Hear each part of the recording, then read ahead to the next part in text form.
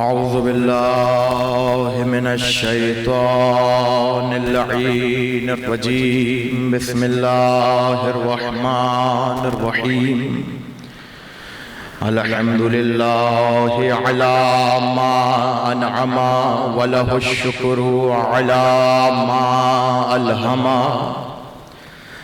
والثناء بما قدم من عموم نعم ابتدأها وسبوغ آلاء اسداها وتمام منن والاها جمع عن الإحصاء عددها وناء عن الجزاء أمدها وتفاوت عن الإدراك أبدها وندبهم لاستزادتها بالشكر لاتصالها واستحمد إلى الخلائق بإجزالها والثناء بالندب إلى أمثالها ثم الصلاة والسلام والتحية والإكرام على صاحب السكينة والمدفون بالمدينة والمنصور المؤيد الذي اسمه في السماوات أحمد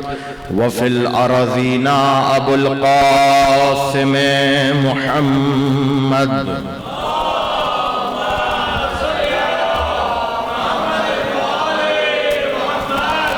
وأهل بيته الطيبين الطاهرين المعصومين المظلومين المنتخبين لا سيما حجة الله في أرضه وعين الله في خلقه ونور الله الذي يهتدي به المهتدون ويفرج به عن المؤمنين وغوث المستغيثين والملهوفين أعني الإمام المهدي من آل ياسين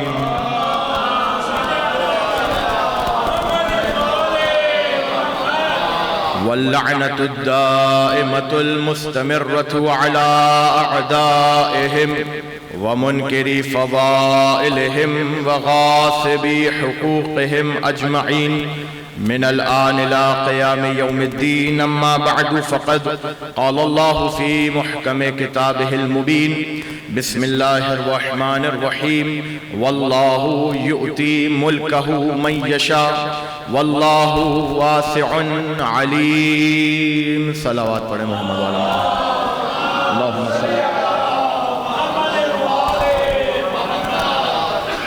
مجلس شہادت امام زین العابدین علیہ السلام ہے. اس مجلس سے یقیناً آپ سب کے علم میں ہے کہ مولانا اسد علی شاکری حفظہ اللہ ان کو خطاب فرمانا تھا ہمارے استاد محترم کو، لیکن علالت کے باعث وہ اس مجلس سے خطاب نہیں فرما سکے. دعا گو ہیں پروردگار امام سجاد علیہ السلام کے صدقے میں ان کو صحت یابی عطا فرمائے، صحت کامل و عاجل عطا فرمائے تاکہ وہ کل کی مجلس سے انشاءاللہ خطاب فرمائے. ایک صلوات پڑھیں محمد وآل محمد. اللہم صلی علی محمد وآل محمد. بہرحال اس مجلس اعزا کے لیے جس آیہ وافی ہدایہ کو سرنامہ سخن قرار دیا، یہ آیت سورہ بقرہ کی ہے اور ایک واقعے کی طرف اشارہ کرتے ہوئے پروردگار نے مسلمانوں کو کچھ پیغامات دیے. وہ یہ کہ نبی ہیں حضرت شمویل اور بنی اسرائیل کی قوم ہے. حضرت موسیٰ کے بعد چاروں طرف سے دشمنوں کا حملہ ہے بنی اسرائیل پر، اور اب معاملہ یہ ہے کہ بنی اسرائیل کو ان دشمنوں سے نجات دلوانے کے لیے ایک ایسے سالار اور کمانڈر کی ضرورت ہے کہ جو دشمن سے ان کو نجات دلوائے. حضرت شمویل پروردگار کی بارگاہ میں التجا کرتے ہیں، پروردگار کسی ایسے کو بھیج جو اس قوم کو دشمن سے نجات دلائے. اب آپ سے سوال کروں، ذرا سی دیر کی بات تھی، حضرت شمویل کسی بھی بنی اسرائیل کے فرد کو کمانڈر یا سالار بناتے یا بنی اسرائیل خود اپنے آپ میں کسی کو کمانڈر یا سالار بناتے، تھوڑی دیر کی بات تھی، جا کے لڑتے، نجات پاتے، واپس آ جاتے. لیکن نبی نے بتایا کہ تھوڑی ہی دیر کیوں نہ ہو، پروردگار اپنی امت کو کسی اور کے حوالے نہیں کرتا. پروردگار جب تھوڑی دیر کے لیے کسی اور کے حوالے نہیں کر رہا، من پسند قوم کے من پسند کے حوالے نہیں کر رہا، تو قیامت تک رہنے والے دین کو کسی غیر معصوم کے حوالے کرے گا. کسی غیر معصوم کے حوالے کیا کرے گا؟ دعا کی اور پھر پروردگار نے آواز دی کہ اے شمویل انتظار کرو. یہ تمام باتیں قصص الانبیاء میں موجود ہیں، جو دلچسپی رکھتا ہے اس کو جا کے پڑھ سکتا ہے. جناب شمویل نے انتظار کیا. خدا نے کہا ایک شخص آئے گا جو تمہیں ان آفتوں سے نجات دلائے گا. بہت توجہ کیجئے گا. جناب شمویل نے انتظار کیا. اب آپ کی توجہ ہو اور حالات حاضرہ آپ کے سامنے ہیں تو ایک جملہ کہتا ہوا آگے بڑھوں گا، روکوں گا یہاں پر آپ کو میں. حضرت شمویل نے امر الہی تھا تو جناب شمویل نے کوئی اقدام نہیں کیا.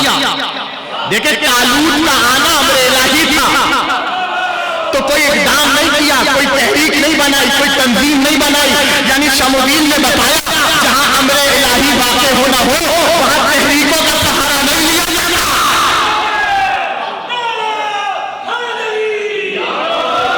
وہاں تحریکوں کا سہارا نہیں لیا جاتا. تو اسی کو جوڑ لیجیے آج کے زمانے میں. امام زمانہ کی غیبت اور ان کا ظہور امر الہی ہے، اور امر الہی آپ کے اور میرے اقدام کا محتاج نہیں ہوتا.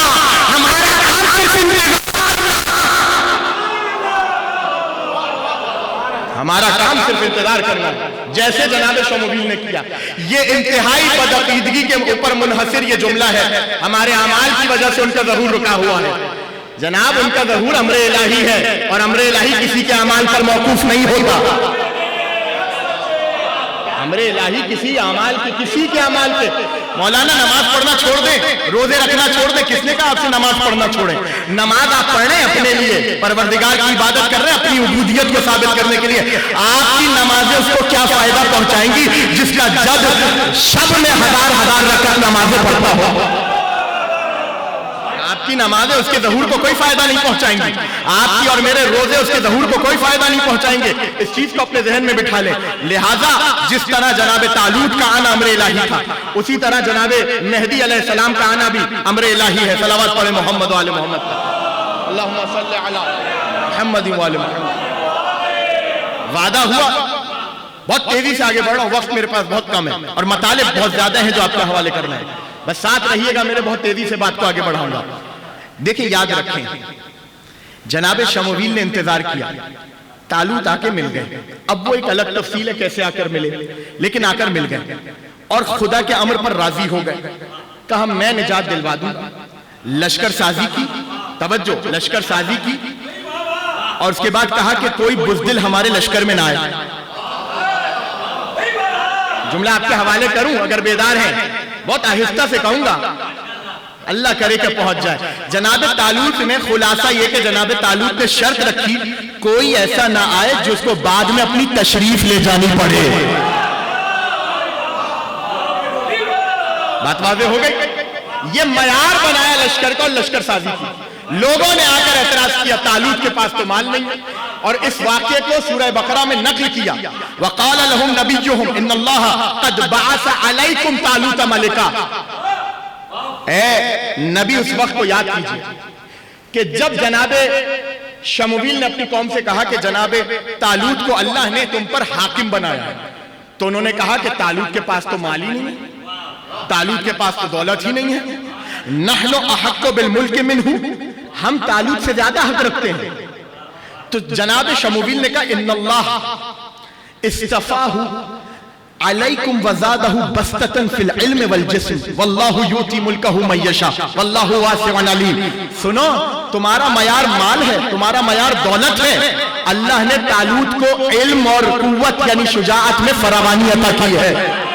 یعنی جناب شمویل نے اور قرآن کی آیت نے بتا دیا کہ ہمیشہ سے بندوں کا معیار اور ہوتا ہے، اللہ کا معیار اور ہوتا ہے. شروع سے بندوں کا معیار اور ہے، اللہ کا علم دیا طالوت کو، اللہ نے شجاعت دی جناب طالوت کو، اور جناب طالوت نے لشکر سازی کی. بہت توجہ کیجئے گا. لہذا قرآن نے بتایا کہ جہاں پر علم ہو اور شجاعت ہو. دیکھیں میدان کارزار میں، جنگ کے میدان میں، یا پھر ایسا میدان کہ جہاں پر باطل سامنے ہو، توجہ، وہاں پر اگر علم ہو اور شجاعت نہ ہو بیکار ہے، اور شجاعت ہو اور علم نہ ہو تو بیکار ہے. اب توجہ کیجئے گا، رسول نے یہ نہیں کہا تھا کہ کل علم صرف عالم کو دوں گا. لَأُوتِيَنَّ الرَّایَةَ غَدًا رَجُلًا کَرَّارًا غَیْرَ فَرَّارٍ، کل علم اسے دوں گا جو کرار ہے، کل علم اسے دوں گا جو غیر فرار ہے. اب جملہ آپ کے حوالے کروں. تاریخ عالم اسلام میں، بہت تیزی سے آگے بڑھو، تاریخ عالم اسلام میں توجہ، ایک صحاب ہیں بہت بڑے صحابی رسول کے اور بہت مقتدر شخصیت عالم اسلام کی، نام نہیں لوں گا. انہوں نے یہ جملہ کہا، ما احببت الامارۃ قبل یومئذ، مجھے اس دن سے پہلے کبھی سرداری کی تمنا نہیں ہوئی.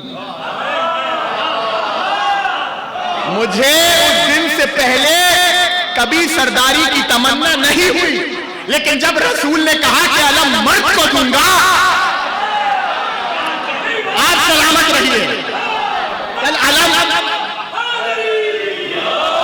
تو جملہ کس کا ہے وہ بھی سن لیجئے، حضرت عمر رضی اللہ تعالیٰ عنہ کا، ان کا جملہ ہے. یقین کیجئے علی کے فضائل اگر صرف صحابہ کے زبانی سنانا شروع کیے جائیں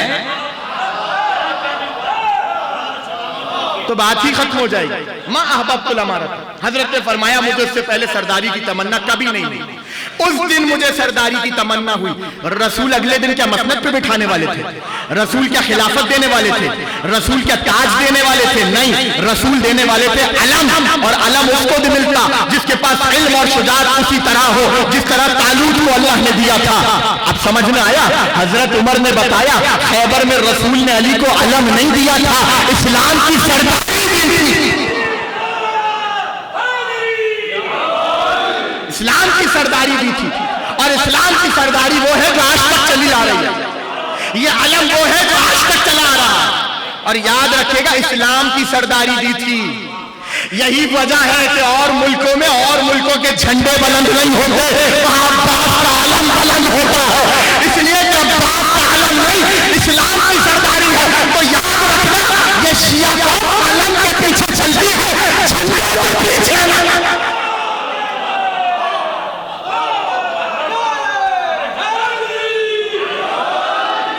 شیعہ قوم علم کے، یہ علم نشانی ہے علم اور شجاعت کی. تفصیل میں نہیں جاؤں گا، لیکن صرف یہاں تک بات کو سنیے کہ میدان میں اسلام کو فتح اسی نے دلوائی جس کی علم اور شجاعت میں اللہ نے فراوانی دی. یاد رکھیے گا شجاعت، علم تو آپ کو معلوم ہے علم کی بات، شجاعت کا تعلق ہتھیار سے نہیں ہے. شجاعت تلوار میں نہیں ہوتی، بیدار ہوں، شجاعت گھوڑوں میں نہیں ہوتی. اگر گھوڑوں میں شجاعت ہوتی تو کسی کو سوار کر کے بھاگتے تھوڑی.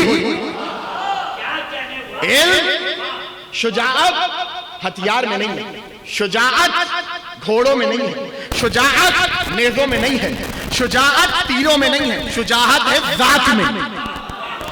شجاعت کا تعلق ہے ذات سے، کردار سے، ہتھیار سے نہیں.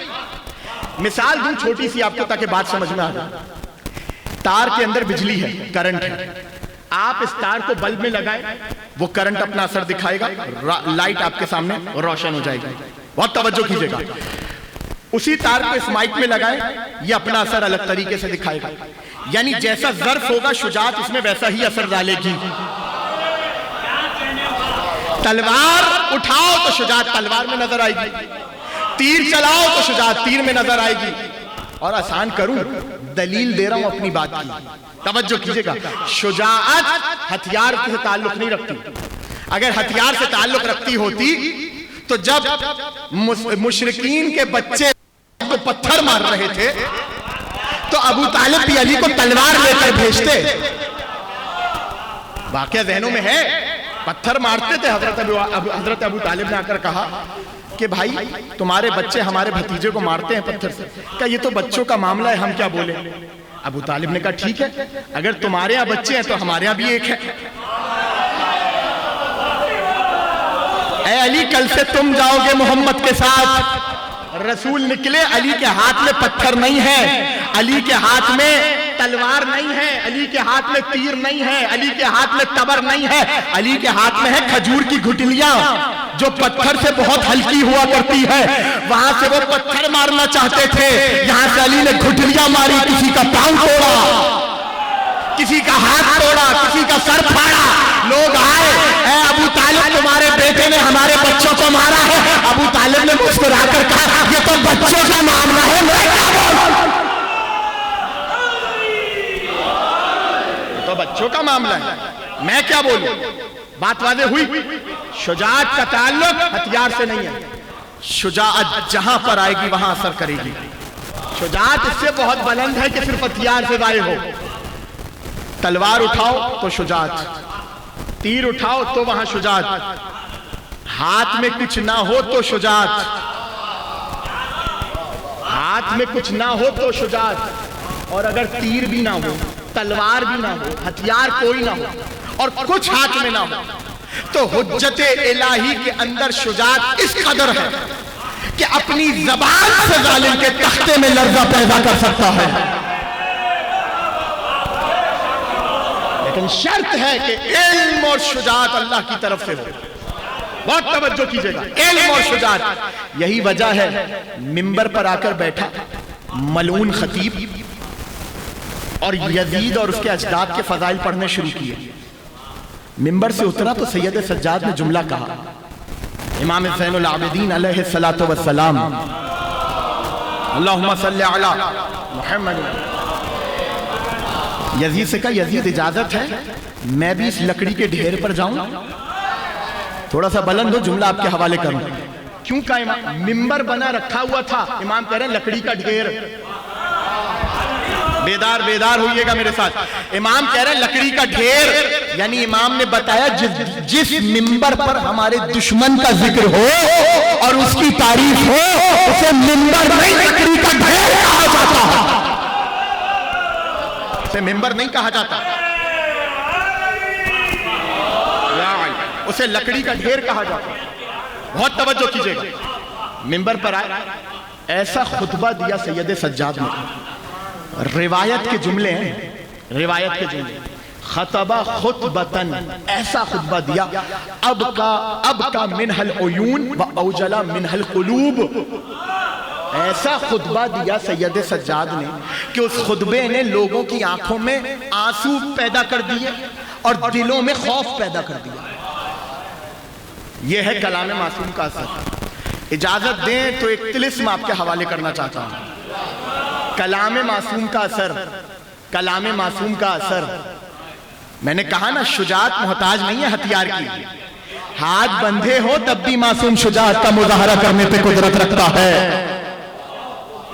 توجہ, بہت توجہ. امام نے فرمایا اے یزید تو اپنے آپ کو رسول کا خلیفہ کہتا ہے, اگر ابھی اس بزم میں رسول آ جائے, توجہ, اگر ابھی اس بزم میں رسول آ جائے اور اپنی اطرت کو اس حال میں دیکھیں, ابھی مصائب نہیں پڑھ رہا ہوں, فضائل کے 2-3 جملے آپ کے حوالے کریں گے, تو کیا ہوگا. دیکھیں بات بہت واضح سی ہے. 2 قسم کی امیدیں ہیں, ایک امید جو ممکن ہوتی ہے اور ایک وہ امید ہے جو ناممکن ہے. میں کہوں مثال کے طور پر, اگر میرے جد ابھی اس مجلس میں ہوں تو مجھے منبر پہ دیکھ کے خوش ہوں گے, یہ یہ امید ہے ناممکن.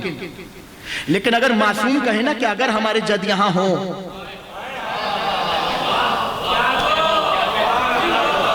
بھائی آمادہ ہیں. میں اپنی اس بات کو ثابت کرنا چاہتا ہوں. حدیث ہے اصول کافی کی. اب مسئلہ اس دور میں, جس دور میں آپ اور میں جی رہے ہیں نا, بڑی قیامت یہ ہے کہ حدیث بھی سناؤ تو آگے سے زبانیں دراز ہو جاتی ہیں. حدیثوں پر بھی اب لوگوں کو یقین رہا نہیں ہے خاصا. تو یہ جو حدیث سنا رہا ہوں نا آپ کے اور میرے لیے سنا رہا ہوں, کسی اور کے لیے نہیں سنا رہا. جو مولا کو چھوڑ کر ملا کی مانے ہم ان سے گفتگو نہیں کرتے. بہت توجہ. رسول نے فرمایا امیر المومنین سے, یا علی اذا فرغت من غسلی و کفنی فخذ بجوامع کفنی و اجلسنی. کب کی بات ہو رہی ہے؟ غسل اور کفن کب دیا جاتا ہے؟ جوان بولیں, غسل اور کفن کب دیا جاتا ہے؟ موت کے بعد. موت کے بعد. رسول فرما رہے ہیں اے علی جب تم مجھے غسل اور کفن دے دو, یعنی رسول بات کر رہے ہیں اس وقت کی جب رسول اس دنیا سے جا چکے, پردہ فرما چکے. اے علی, کہاں روکا ہے میں نے آپ کو کہ سید سجاد نے جو جملہ کہا نا, اگر ہمارے جد یہاں ہوتے, یہ ناممکن نہیں ہے. کیسے ناممکن نہیں ہے؟ سنیے, یا علی اذا فرغت من غسلی و کفنی, اے علی میرے غسل اور کفن سے جب فارغ ہو جاؤ, فخذ بجوامع کفنی و اجلسنی, میرے کفن کے ساتھ مجھے پکڑنا, تھامنا اور اٹھا کر بٹھا دینا. ثم سلنی اما شئتا, اس کے بعد جو چاہے وہ سوال کرنا. فواللہ لا تسألونی عن شیء الا اجبتک فیہ. اے علی ایسا خدا کی قسم ایسا ہو نہیں سکتا کہ تم سوال کرو اور میں جواب نہ دوں. کب کی بات ہو رہی ہے؟ رسول کے دنیا سے جانے کے بعد. اور آسان کروں بات, رسول کے دنیا سے پردہ فرمان جانے کے بعد علی نے ایک شخص کا ہاتھ پکڑا. اب کون تھا وہ آپ کو سمجھ میں آ جائے گا آخری جملے سے. ہاتھ پکڑا, کہ کیا رسول نے میری اطاعت تجھ پر واجب نہیں کی تھی؟ کیا رسول نے میری اطاعت تجھ پر واجب نہیں کی تھی؟ ایک ایک جملے پہ توجہ, بس ختم ہو رہی ہے تقریر. کیا رسول نے میری اطاعت تجھ پر واجب نہیں کی تھی؟ کہا اگر کرتے تو میں آپ کی اطاعت کرتا. کوئی اطاعت آپ کی واجب نہیں کی. جرت دیکھیے آپ نے, ابھی رسول کو گئے ہوئے زیادہ دن نہیں ہوئے. کہا یہ علی کوئی اطاعت آپ کی واجب نہیں کی. رسول نے, علی نے کہا اگر رسول خود تجھ سے کہیں تو.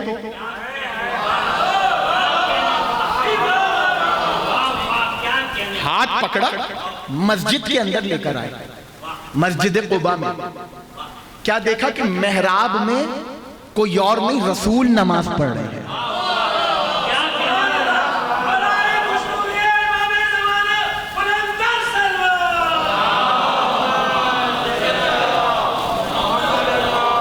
رسول نماز پڑھ رہے ہیں, ہاتھ پکڑ کے لائے, رسول کو سلام کیا, سلام جواب دیا نماز کے بعد. کہا کہ یا رسول اللہ کیا آپ نے میری اطاعت واجب نہیں کی تھی؟ کہا بالکل کی تھی. کہ یہ کہتا ہے کہ نہیں کی تھی. تو رسول نے کہا کہ جھوٹ بولتا ہے. اب جملہ تشویش تو ہو رہی ہوگی نا کہ کس کا ہاتھ پکڑا. اب جملہ کہہ دوں, جو سمجھ جائے وہ سمجھ جائے, جو نہیں سمجھے وہ ان سے پوچھے جو سمجھ جائے. جیسے ہی رسول نے کہا جھوٹ بولتا ہے, تو اب جملہ آپ کے حوالے کر رہا ہوں. جس کو رسول جھوٹا کہہ دے میں کیوں سچا بولوں؟ جسے رسول ہو.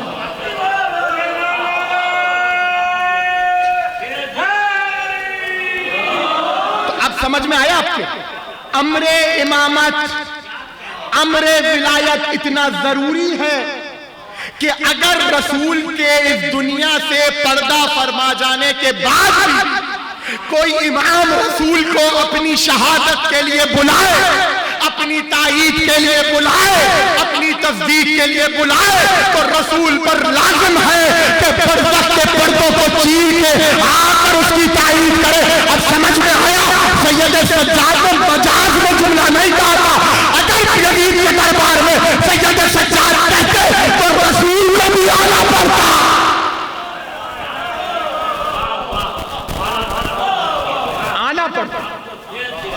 آنا پڑتا.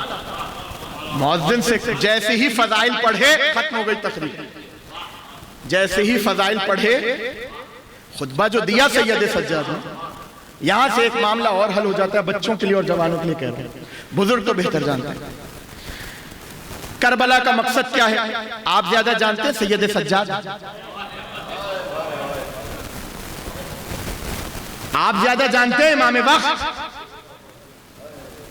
کیا کیا سید سجاد؟ منبر پر آ کر نماز کی اہمیت نہیں بتائی، روزے کی اہمیت نہیں بتائی، حج کی اہمیت نہیں، یہ بتایا کہ ہم کون ہیں۔ امام نے بتایا نماز تک پہنچو گے ہی تب جب ہمیں پہچان لو، ہمیں پہچان۔ کیا کیا امام نے بعد کربلا؟ روایتیں جا کے اٹھا کے دیکھیے، 40 سال خون کے آنسو روتے رہے، 40 سال خون کے آنسو۔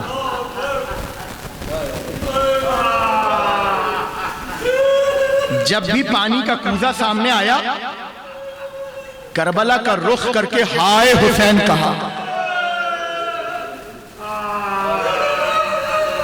صرف روئے، صرف روئے۔ کیوں روئے سید سجاد علی؟ اس کی ایک وجہ یہ بھی ہے کہ جب آخری رخصت کے لیے آئے ہیں نا اپنے بیٹے کے پاس حسین، تو کہا سید سجاد تم یہاں سے مدینے جاؤ گے، ہمارے شیعوں سے کہنا کہ جب بھی ٹھنڈا پانی پیئے میری اور ہمارے انصار کی پیاس کو یاد کریں۔ روتا رہا آپ کو اور میرا مولا۔ سید سجاد 40 سال روتے رہے۔ کسی نے آ کر کہا کہ مولا کیوں کر اتنا روئے؟ کچھ دیر تو اپنی آنکھوں کو آرام دے دیجئے۔ کہا کہ یعقوب کا ایک یوسف جدا ہوا تھا تو اتنا روئے کہ آنکھیں پتھرا گئی۔ ارے جس کے 18 یوسفوں کا جنازہ کربلا میں رکھا ہو، تو ضمانت لیتا ہے؟ اے پوچھنے والے تو ضمانت لیتا ہے کہ میں اپنی آنکھوں کو بند کروں گا تو میرے سامنے حسین کا کٹا ہوا سر نہیں آئے گا؟ تو ضمانت لیتا ہے کہ اپنی آنکھوں کو بند کروں گا علی اصغر کا چھدا ہوا گلا نہیں آئے گا میری آنکھوں؟ تو ضمانت لیتا ہے کہ جب میں اپنی آنکھوں کو بند کروں گا علی اکبر کا کلیجہ میرے سامنے نہیں آئے گا؟ تو ضمانت لیتا ہے کہ جب میں اپنی آنکھوں کو بند کروں گا میری پھپھیوں کے کھلے سر میری آنکھوں کو۔ اجرکم علی اللہ، اجرکم علی صاحب الزمان۔ یہ جو آوازیں بلند ہو رہی ہے میرا چھٹا امام فرماتا ہے اللہم ارحم تلک فرقۃ التی کانت لنا، پروردگار ان چیخوں پر رحمت نازل فرما جو ہماری مصیبت میں بلند ہوتی ہے۔ مولا آپ کو کوئی غم نہ دے سوائے غم اہل بیت کے۔ بس آخری جملہ اور ختم کر دی بین مجلس۔ ہاں عزیزو، لکھا یہ ہے کہ جب بھی سید سجاد کبھی بھی بازار سے گزرتے تو قصاب اپنی دکانوں پہ پردے ڈال دیتے، اس لیے کہ جب بھی کسی جانور کو ذبح ہوتے دیکھتے یا ذبح ہو چکنے کے بعد دیکھتے تو کھڑے ہو کر سوال کرتے۔ ایک مرتبہ ایک قصاب جانور کو لے کر آیا تھا، سید سجاد کا گزر ہوا، آخری جملہ ہے جیسے دل چاہے پرسا دیجئے گا۔ سید سجاد کا گزر ہوا، کہا بتا کیا تو نے اس کو ذبح کرنے سے پہلے پانی دیا ہے؟ کیا تیری چھری تیز ہے؟ ایک بار میں یہ جانور ذبح ہو جائے گا؟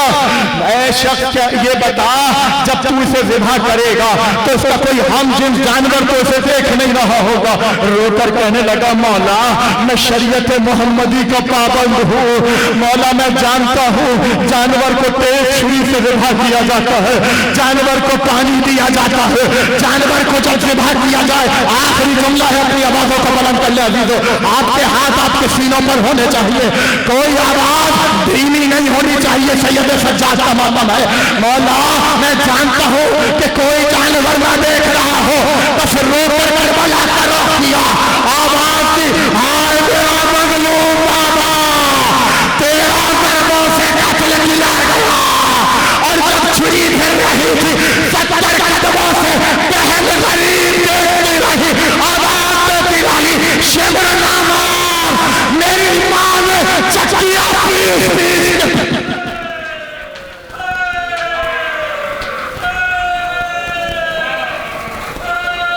الا لعنت اللہ علی القوم الظالمین وسیعلم الذین ظلموا ای منقلب ینقلبون۔ ماتم حسین۔